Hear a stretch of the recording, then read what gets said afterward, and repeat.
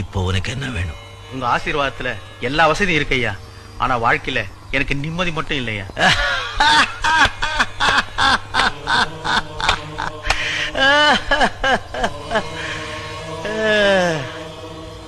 இத வச்சுட்டு உலகத்துல எது வேணும்னாலும் வாங்கலாம் சொன்னீங்க, நிம்மதியை வாங்கிக்கலாமே ஐயா.